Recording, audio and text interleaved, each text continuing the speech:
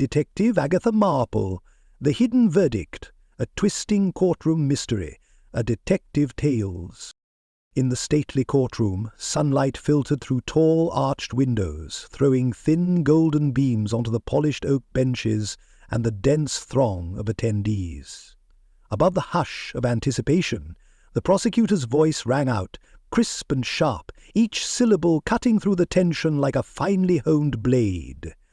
At the defence table sat Mr. Edward Copeland, a bookkeeper whose slight balding figure seemed to shrink further with every new piece of damning evidence presented. His trembling hands fidgeted with the edge of his papers, the sheen of perspiration on his forehead belying his otherwise composed demeanour. Around him the courtroom felt as stifling as a locked vault, a far cry from the opulent trappings of its marble columns and gleaming chandeliers. "Ladies and gentlemen of the jury," the prosecutor intoned, pacing gracefully in front of the witness box, "you have before you an account so clear, so irrefutable, that no amount of protest from the defence can muddy the waters. The accused, Mr. Copeland, was the last known individual to access the embezzled funds, and it is his name that appears on the suspicious withdrawal logs. What motive could another possibly have?" A few seats behind the defendant's table, Agatha Marple adjusted her small round spectacles and knitted placidly. Her demeanour was one of complete disinterest, yet her eyes, keen and pale as a winter sky, missed nothing. She observed each twitch of the prosecutor's hand, every subtle shift in the jury's expressions. Though she had no official role in the proceedings, her presence was no accident. Agatha Marple rarely found herself anywhere by mere happenstance. As the prosecutor continued his summation, a soft, nervous cough arose from the gallery. A man, unassuming, medium height, and wearing a brown wool coat that seemed a size too large, stood abruptly. His face, ruddy and lined, bore an expression of quiet determination.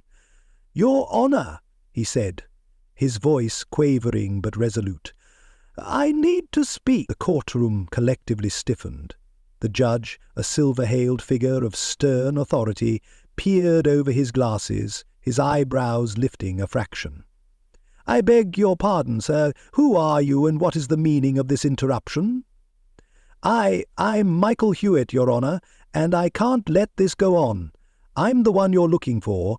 I'm the one who committed the crimes." A low ripple of shock coursed through the courtroom. The prosecutor halted mid-gesture, turning slowly to face the man. Copeland at the defence table blinked rapidly, his mouth slightly agape. The judge rapped his gavel twice, restoring order. "Mr. Hewitt, do you understand the gravity of what you are saying?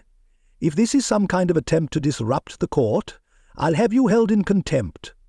Hewitt nodded earnestly. "I understand, Your Honour, but I can't stand by and see another man take the fall for what I've done." The judge leaned back in his chair, stroking his chin as he studied Hewitt. Finally, he gestured for him to approach the witness stand. "Very well, Mr. Hewitt, you may proceed. Tell us exactly what happened." As Hewitt took the stand, Agatha Marple laid her knitting carefully on her lap and watched him closely. He sat forward, gripping the edges of the stand as if steadying himself for what was to come. "I worked for the same firm as Mr. Copeland," Hewitt began. "Not directly, but in a related department. I had access to the accounts, and I got into trouble. Debts, gambling debts. It started small, you see, just enough to keep the collectors off my back. But once I saw how easy it was, how no one seemed to notice, it got out of hand." His voice steadied as he spoke, and he began recounting details that had never been made public. The exact timing of the transactions, the peculiarities of the office safe's locking mechanism, the particular patterns in the company's financial records that had first aroused suspicion.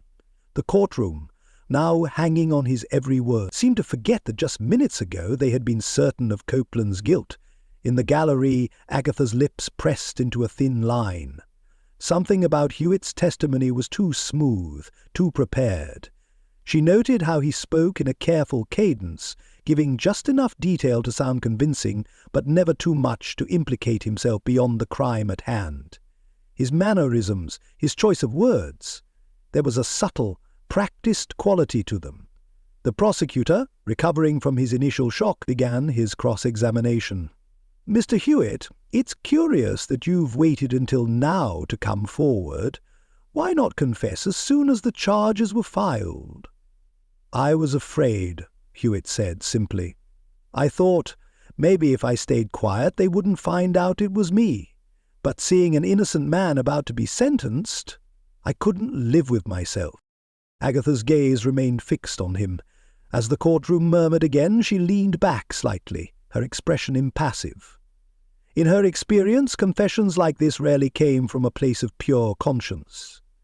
There was a reason Hewitt was speaking up now, and it wasn't just a pang of guilt. When the judge called a recess, the tension in the room remained palpable. Agatha rose slowly, gathering her knitting. She exchanged a fleeting glance with the defendant, who looked at her with a mixture of confusion and desperate hope. As the spectators filed out, Agatha lingered, her eyes following Hewitt as he was escorted from the stand. This was not an ending. This was merely the beginning of the puzzle.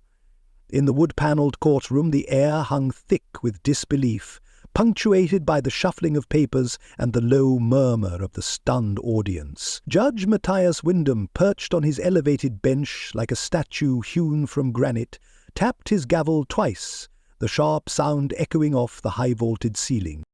"We'll recess until this afternoon," he declared, his tone betraying none of the turmoil the room felt. "This court is adjourned." The gavel fell again, and the gallery seemed to release a collective breath. Voices rose, subdued yet anxious, as the crowd began to disperse. Agatha Marple remained seated, her knitting tucked away into a neat bag at her feet.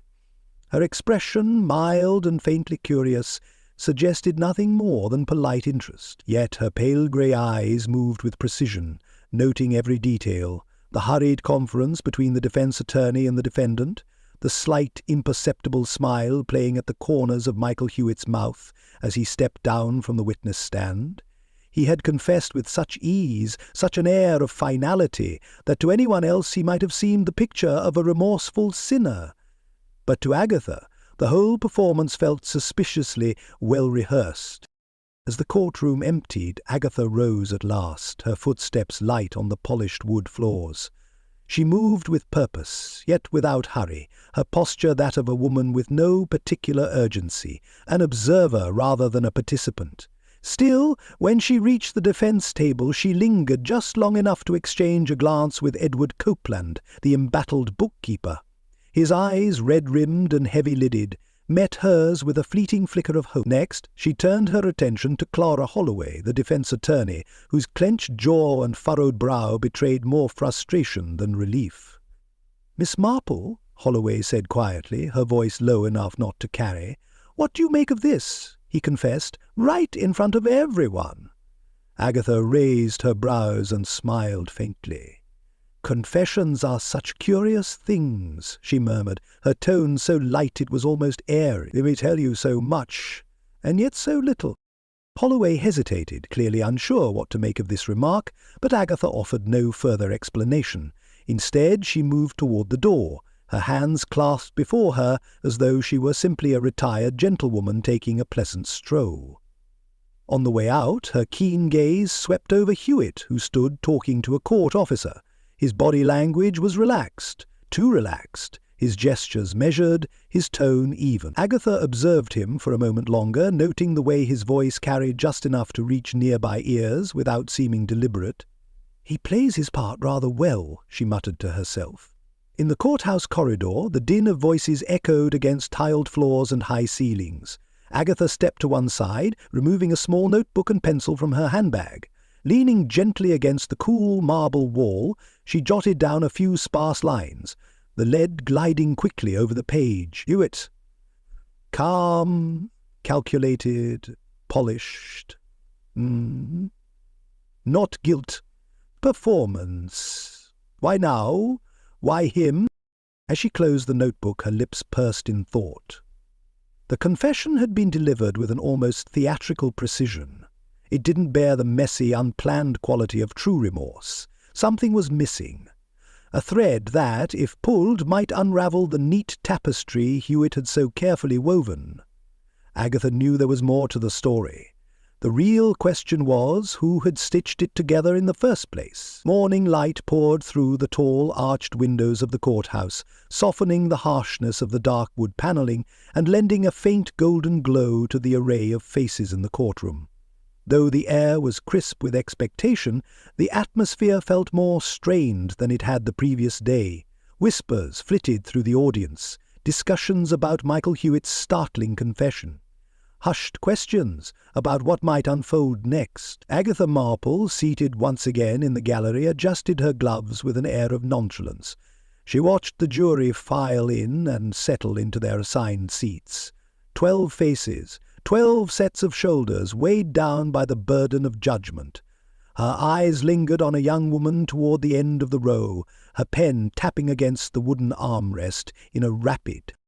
The juror was small and slight, with hair pulled back tightly as if trying to give herself an air of professionalism. Yet, for all her effort, she appeared entirely out of place among the more composed, stately jurors. She avoided making eye contact with anyone, instead focusing her gaze downward, her lips pressed into a tense, thin line.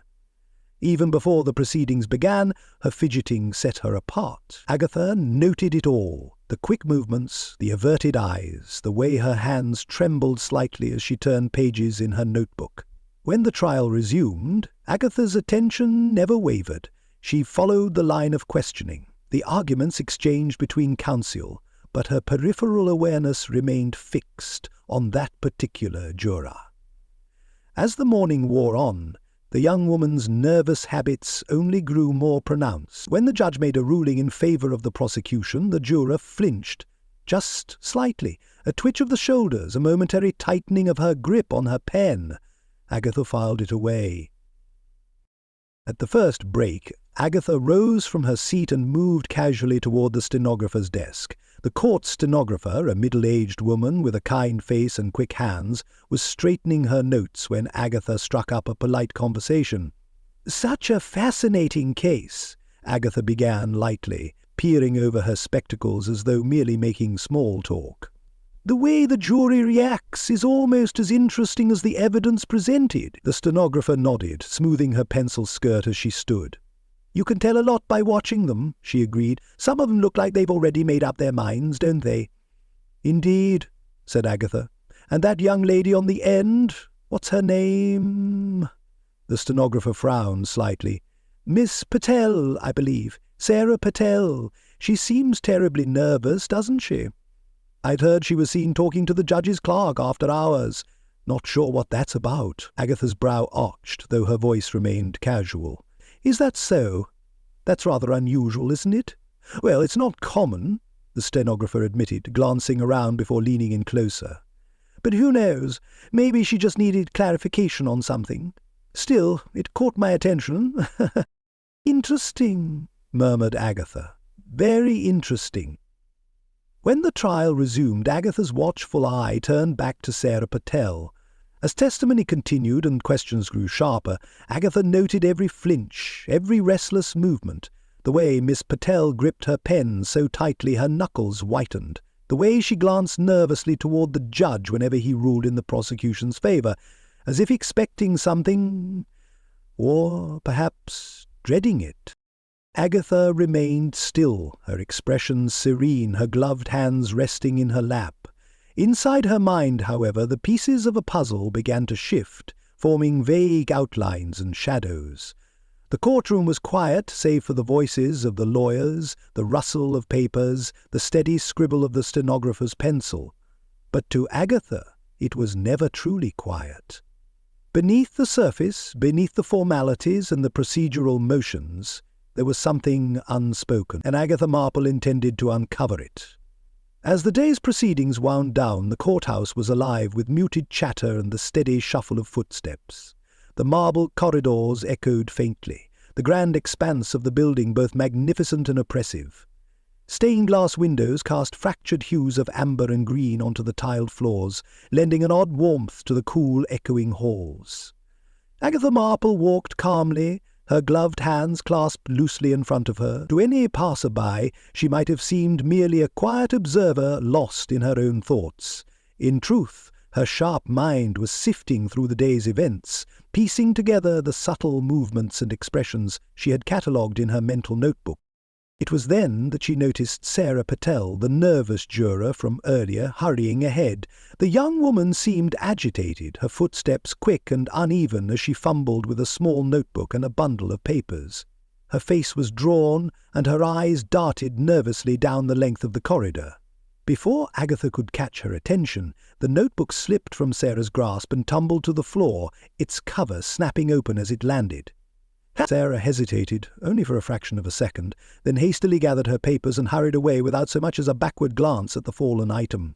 Agatha stood still for a moment, watching Sarah's retreating figure. Then she moved forward, her footsteps as soft as a cat's, and knelt to pick up the notebook. As she lifted it, the pages fell open to a scrawled note written hastily in the margins of an otherwise blank sheet. "You promised me this would go unnoticed." Her eyes lingered on the words, her expression one of mild curiosity. Tucking the notebook under her arm, she rose gracefully and began walking again, this time at a slightly quicker pace. Something about Sarah's hurried departure, her failure to retrieve the notebook, the telltale panic in her movements. These details did not align with the young woman's prior behavior.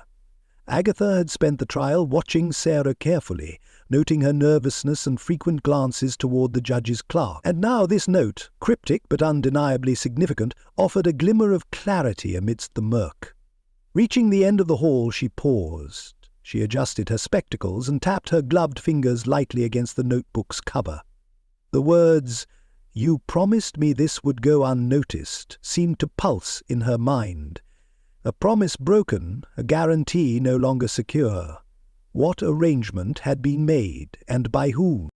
Agatha Marple's grey eyes glinted. She slipped the notebook into her handbag and continued on her way, her gait unhurried, her thoughts anything but. The courtroom hummed with the muted chatter of barristers and clerks preparing for the day's arguments. High above the proceedings, a massive brass chandelier cast a golden glow over the polished wood panelling and rows of ornate pews. The defendant, Mr. Copeland, sat motionless at the defence table, his hands folded tightly as though by holding them still he might keep the world from unravelling further. The defence lawyer, Clara Holloway, rose, clearing her throat. Her voice carried a note of restrained irritation as she addressed the bench. "Your Honour, before we proceed, I must bring a matter to the court's attention. A critical piece of evidence in my client's defence. A ledger has vanished from the record." The judge's stern face darkened. "Vanished?" he repeated, his baritone voice dropping like a stone in the room's stillness. "Yes, Your Honour, it was duly logged and submitted. We verified it was present in the clerk's office only days ago." Clara's green eyes narrowed. "Now it's nowhere to be found." The murmurs in the gallery swelled, and Agatha Marple, seated near the back, let her knitting needles rest in her lap. Her gaze flicked from Clara to the clerk's desk, then to the judge. The jurors shifted uncomfortably, and even the prosecutor, who had until then maintained a posture of easy confidence, seemed unnerved by the development. The judge banged his gavel once, restoring order. "This is a serious accusation, Miss Holloway. I expect a full investigation into the matter. But until the ledger is recovered, we must proceed with what remains in evidence." He leaned back, his expression unreadable but for the slight tightening of his mouth. Agatha's mind was already at work. She had seen the ledger in the clerk's office on a previous visit. There was no mistaking its weighty binding or the worn gold lettering along its spine. If it had gone missing now, someone had ensured it was gone. And if someone had ensured it was gone, that meant it contained something. Something very inconvenient for certain parties. She waited patiently for the morning session to end. When the courtroom emptied for lunch, Agatha excused herself from her usual luncheon companions and instead slipped quietly into the less travelled corridors of the courthouse. The air was cooler here, carrying the faint, musty scent of old files and varnished wood. She found the small door that led to the archive room, its brass handle dull with age. The archive room was not locked. An oversight, she mused, considering the importance of its contents. The room itself was cramped, the shelves stacked high with dusty boxes and leather-bound volumes. Agatha moved carefully, running her gloved fingers along the spines of the records. There was a system to it, but the system had recently been disrupted. Files that should have been alphabetical were jumbled. Some boxes sat haphazardly on the floor, their labels torn or missing. She noticed a small gap on one shelf where the ledger should have been. The space was just wide enough to fit it. A subtle void that confirmed it had been removed. The sound of footsteps halted her search. Agatha quickly positioned herself near a stack of unfiled documents and began leafing through them. The door opened and the clerk entered, a man of nervous demeanour, his thin hair combed flat against his scalp and his glasses perched precariously on the bridge of his nose. He froze upon seeing her. "Miss, what are you doing here?" he asked, his voice a little too high. Agatha smiled faintly, projecting an air of mild embarrassment. "Oh dear, I must have wandered too far. I thought this was the records room." The clerk adjusted his glasses. "It is, but this area isn't meant for public access. If you need something, you should speak with the defense counsel." "That's precisely what I'm doing," Agatha said smoothly. "I'm helping Miss Holloway locate a file she needed for cross-research report. I thought I might save her a bit of time." The clerk hesitated. His hand hovered near the papers he carried, and Agatha noted the faint tremor in his fingers. I see," he said finally. "Well, just make sure to leave everything where you found it." "Of course," Agatha replied, nodding amiably. "Thank you, dear." "You're ever so kind." The clerk lingered for a moment, his eyes flitting to the empty shelf where the ledger should have been. Then, with a small, uncertain nod, he turned and left the room. Agatha waited until his footsteps faded before returning to the shelf. Her gaze swept the surrounding area, noting a wastepaper basket nearby. It was not overflowing, but contained a few crumpled sheets and a discarded file folder. Reaching in, she carefully lifted the folder. Its tab was labelled with the same reference code she recalled seeing on the ledger's log, but when she opened it, the pages were missing.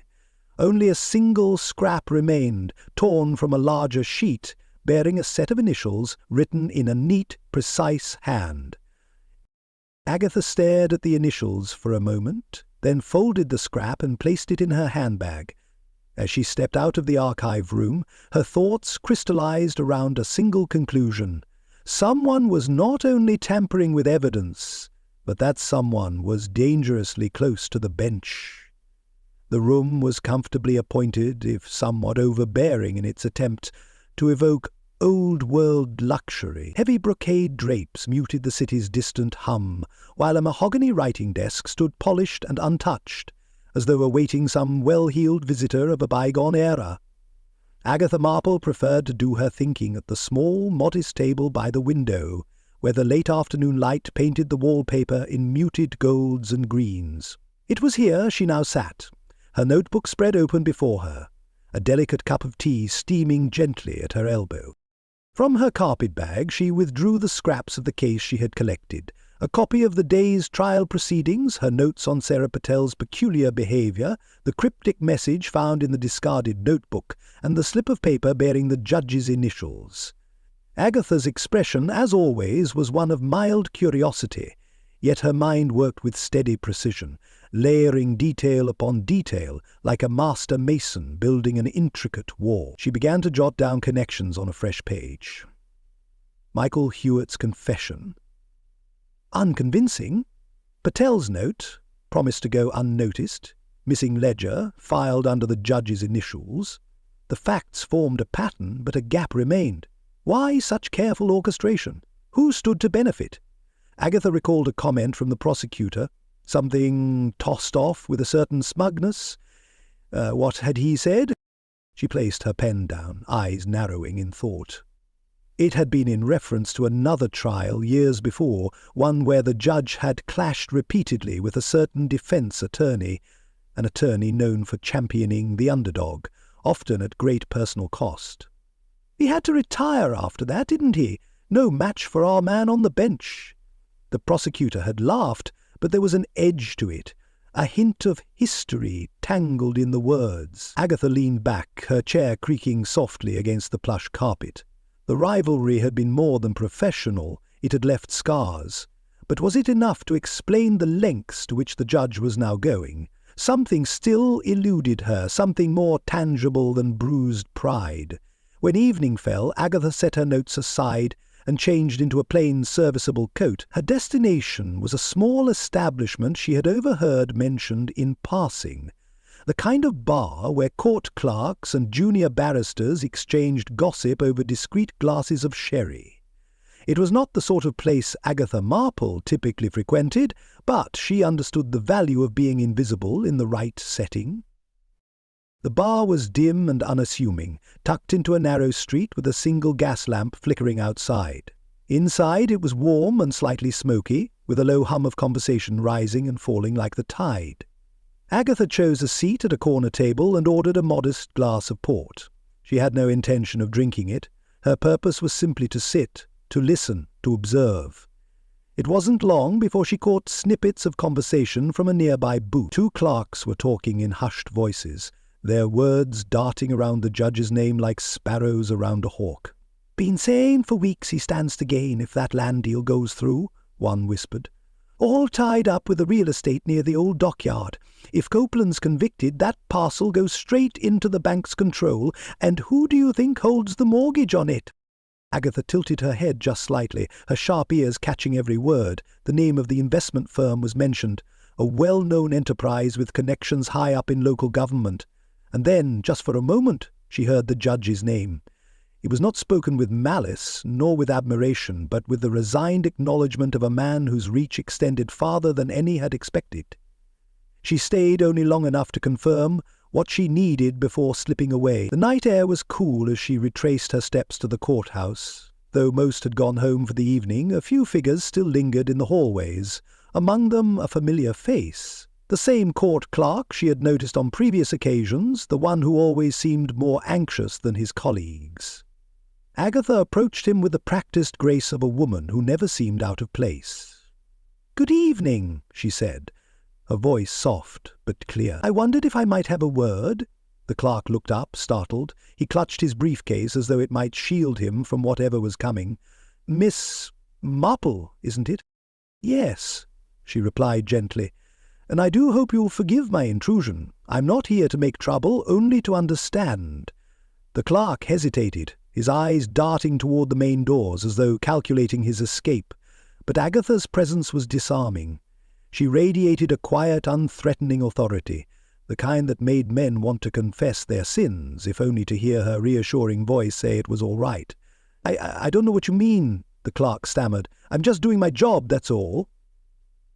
"Oh, I'm sure you are," Agatha said kindly. "It's not easy, is it, working under such pressure, especially when certain instructions come down from above?" The clerk paled. "Instructions?" Agatha nodded, as if this were a perfectly natural topic of conversation. "You see, I understand that certain communications were delivered to Miss Patel. Sealed instructions, wasn't it? That must have been rather stressful for you, trying to keep everything in order. I imagine you were simply following orders." The clerk's mouth opened and closed several times before he finally blurted, "I didn't have a choice. The judge, he made it clear. If I didn't—" He trailed off, looking as though he might faint on the spot. Agatha laid a gentle hand on his arm, her touch as light as a whisper. "It's all right," she said. "I just need to know the truth." And the truth came tumbling out. The judge had sent sealed envelopes to the jurors through the clerks, including one to Miss Patel, containing explicit instructions on how to interpret certain pieces of evidence, or to disregard them entirely. The ledger's disappearance, the strange behavior of the juror, the decoy confession, they were all threads in a web the judge had spun, carefully concealed beneath the veneer of impartiality. When Agatha returned to her hotel that evening, she sat once more at her small table and spread out her notes again. This time the gaps began to fill themselves in. She could see it now. The stakes were far greater than a single verdict. This was a battle of power, influence, and profit. and at its centre an eminent judge who had decided that justice was less important than his own ambitions. Agatha Marple let out a soft sigh and folded her hands in her lap. The puzzle had indeed deepened, but she was drawing closer to the heart of it. The recess bell rang out sharp and clear, sending the courtroom into a low murmur as spectators and counsel alike stretched their legs and whispered amongst themselves.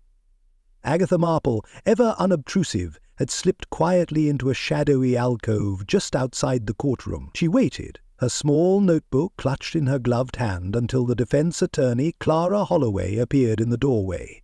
Clara looked harried, her auburn hair coming loose from its pins, but she brightened when she saw Agatha. "Miss Marple," she said, keeping her voice low, "if you have something that can help—" Agatha raised a hand, her expression placid. "Let's not rush, my dear. This is a delicate matter, if I may." She gestured toward a quieter corner, where they could speak without fear of prying ears. Once seated at a small side table in the barrister's lounge, Agatha opened her notebook and began laying out the threads of the case. Her calm, methodical tone belied the damning nature of her revelations. The missing ledger, the falsified instructions, the clerk's reluctant confession, each piece of evidence was presented as neatly as a well-knitted scarf. Clara listened, her brow furrowing deeper with every passing moment. "So? It's true, then," Clara murmured, her voice tinged with both awe and anger. "The judge has been orchestrating this from the start." "I suspect as much," Agatha replied lightly. "However, suspicion is one thing and proof is another. Fortunately, I believe we now have enough to make our case." Clara tapped her pen against the edge of her notepad, then stopped abruptly. "But we can't simply march into court and accuse him outright. We need something official." "Official," Agatha corrected gently. "Strategic." Clara frowned. "What are you suggesting?" Agatha folded her hands, her expression serene. "You will submit a motion, a late one, naturally, something the court cannot refuse to hear, and in that motion you will call a certain witness." Clara blinked, then leaned back in her chair. "You mean yourself?" "Indeed," Agatha said, her voice as pleasant as though they were discussing the weather. "I believe it's time for me to take the stand." Clara hesitated. "You're not officially involved in the case. Won't they object?" "Oh, I expect they'll try," Agatha said with a faint smile. "But it's all a matter of timing. If the motion is submitted after the recess, the court will have no choice but to consider it before proceeding, and once I'm under oath I can present the evidence without fear of interference." Clara was silent for a moment, weighing the risk. Then she nodded firmly. "All right, I'll prepare the motion now." "Good," Agatha said, standing and smoothing her skirt. "And do remember, my dear, timing is everything." The courtroom fell silent as Clara Holloway's motion was reluctantly accepted by the bench. The judge, now sitting rigidly behind his desk, exuded an air of controlled irritation. His stern gaze swept the room, daring anyone to show amusement or surprise. Yet, when Agatha Marple was called forward, his jaw tightened imperceptibly. Agatha moved to the stand with measured steps, her posture as unassuming as ever. She adjusted her glasses, glanced at the defence attorney with a polite nod, and folded her gloved hands on the railing. The judge's gavel fell once, commanding order. "Miss Marple," Clara began, her voice clear and steady, "can you explain your findings to the court?" Agatha cleared her throat, the faintest smile playing on her lips. "Certainly, my dear. I was present throughout these proceedings, quietly observing. It occurred to me that certain details didn't align, not just in the evidence, but in the behaviour of those involved." Her voice carried a note of calm authority, instantly commanding attention. "For instance, there was the juror's note," she continued, retrieving a folded piece of paper from her bag. "A hastily scribbled message reading, 'You promised me this would go unnoticed.' An odd sentiment, wouldn't you say, for someone tasked with impartial judgment?" A murmur rippled through the gallery. The prosecutor rose abruptly, his tone sharp. "This is highly irregular." Agatha turned her head slightly, fixing him with a mild yet unwavering gaze. "It will be made clear in a moment, sir." She resumed her explanation as though he hadn't spoken. The note suggested not only that this juror felt undue pressure, but also that someone had made certain assurances. Clara stepped in smoothly. "Miss Marple, did you find any other evidence to support this claim?" "Individuals identified as Marbler?" "Indeed I did," Agatha replied. "A scrap of paper, found in the courthouse archives, bearing the judge's initials.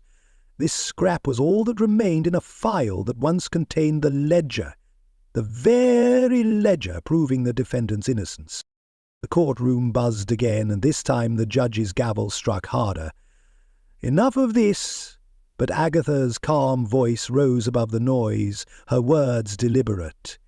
"You see, Your Honour, the missing ledger, the planted note, and the unusual behaviour of the court staff all pointed to one source. The patterns were too deliberate, too convenient, and when I traced those patterns, they led back to you." A shocked gasp came from the gallery. The prosecutor sprang to his feet. "I object. This is conjecture." "It is evidence," Clara countered. "Evidence that this court deserves to hear." The judge's complexion darkened, his hand gripping the edge of his desk. He seemed ready to call a recess, to put a stop to the proceedings. But the damage had already been done.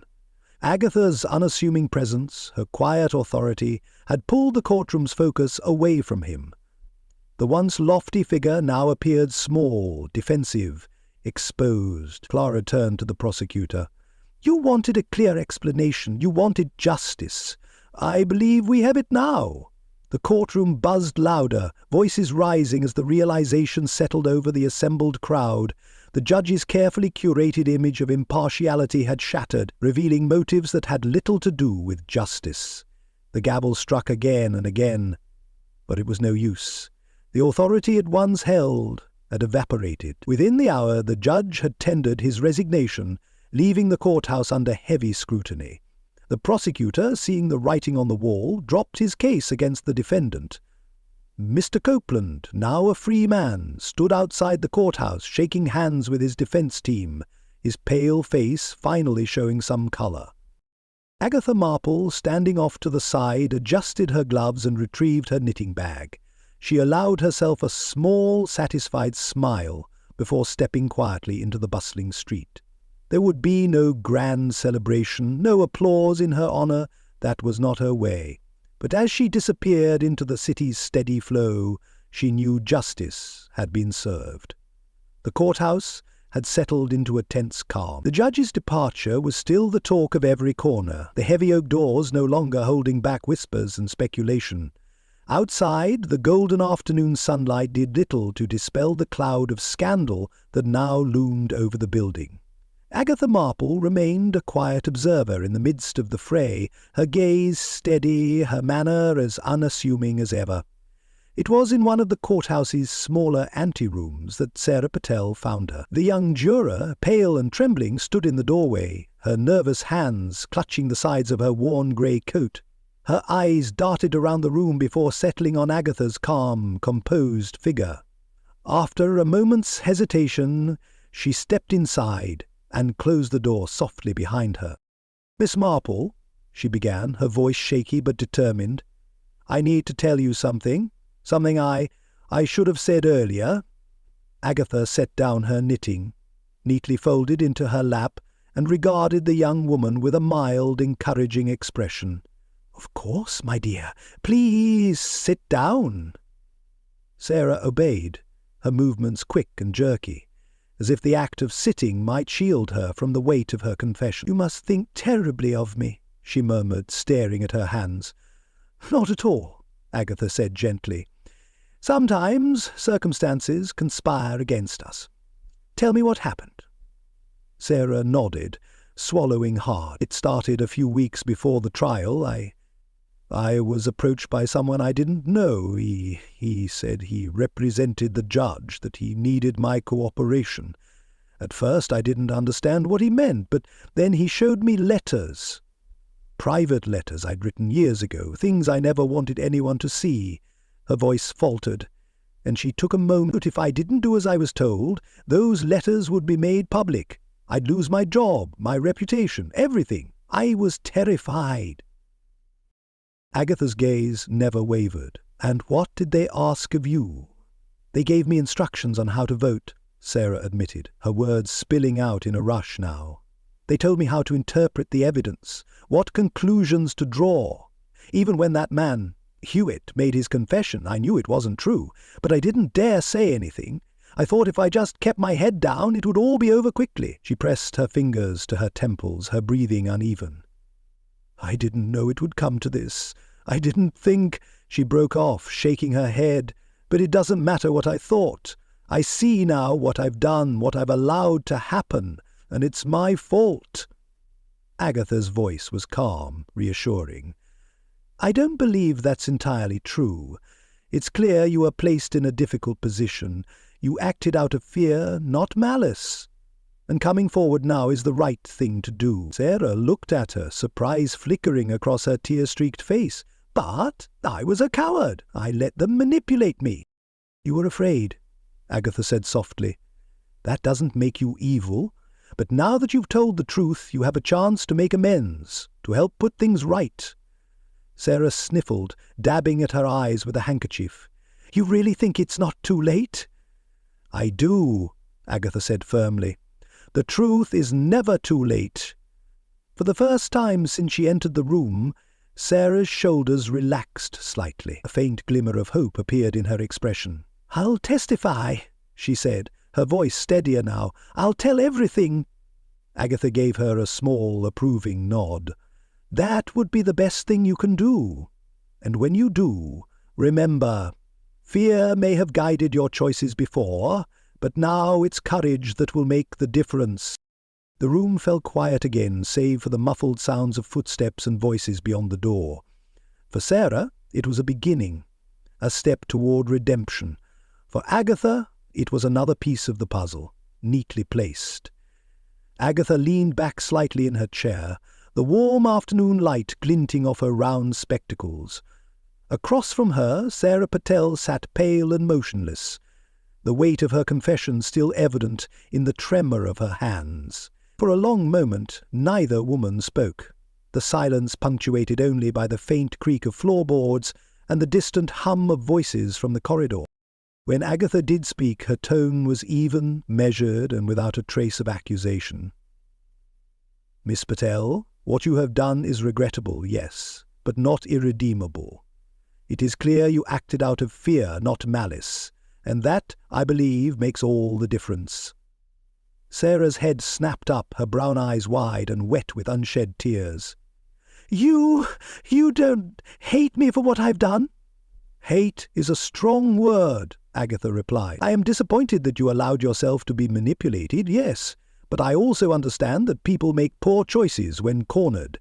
The question now is whether you wish to remain cornered or if you'd prefer to step forward and help set matters right." Sarah hesitated, her hands tightening into fists. "But how? Even if I speak up now, won't everyone just see me as a coward who followed orders?" "Not if you provide the truth," Agatha said, leaning forward slightly. "If you come forward with the full extent of what you know, names, details, how the orders were delivered and who gave them, then you have a chance to expose the web of deceit that ensnared you. By doing so, you won't merely be admitting your role, you'll be shining a light on the people who orchestrated this conspiracy." Sarah bit her lip, her gaze dropping to her lap. I don't know if I'm strong enough." "Strength is not something you always feel," Agatha said gently. "Often it's something you discover by taking the first step. Speak the truth, Miss Patel, and you'll find that courage follows. You'll also find that while there may be consequences, they pale in comparison to the weight of silence." There was a long pause before Sarah nodded, her movements slow and uncertain at first. But then, as the idea took root, her resolve seemed to strengthen. "You're right," she said finally, her voice trembling. "I'll do it. I'll testify. I'll tell them everything." Agatha offered her a small, approving smile. "Good. That will go a long way toward setting things right."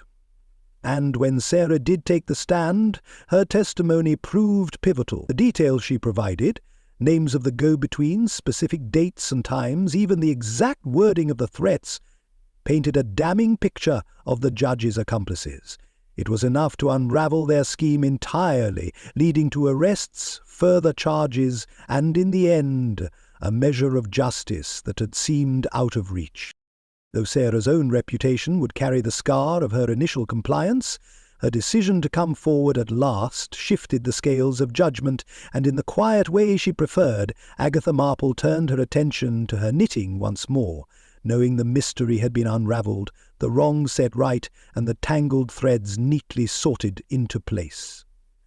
The late afternoon sun slanted through the courthouse windows, casting long golden streaks across the tiled floor. The once buzzing courtroom had grown quiet, emptied of the murmuring spectators and anxious jurors.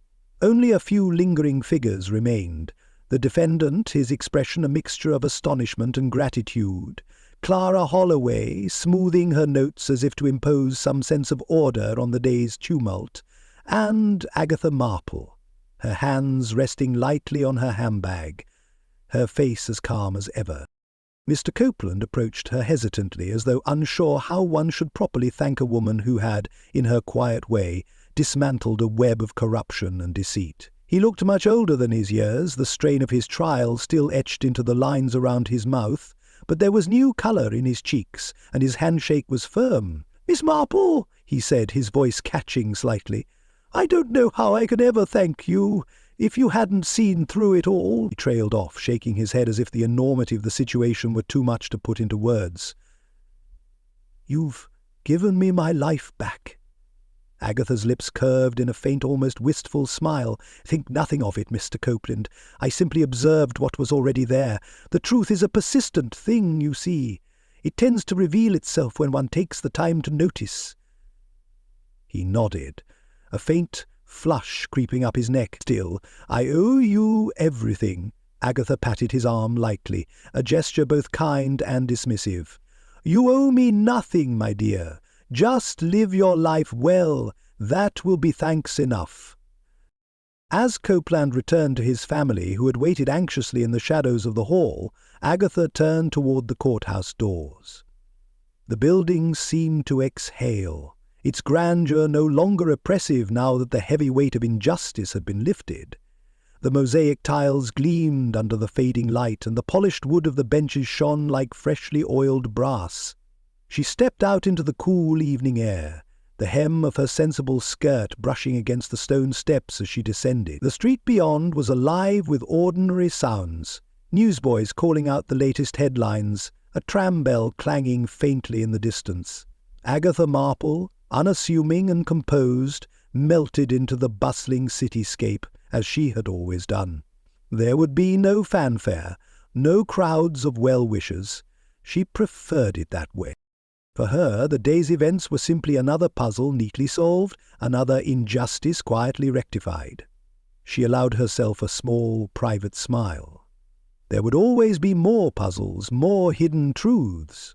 But for now she could leave the courthouse behind and take comfort in the knowledge that she had set things right, and that perhaps in some small way she had helped someone find not just justice, but redemption.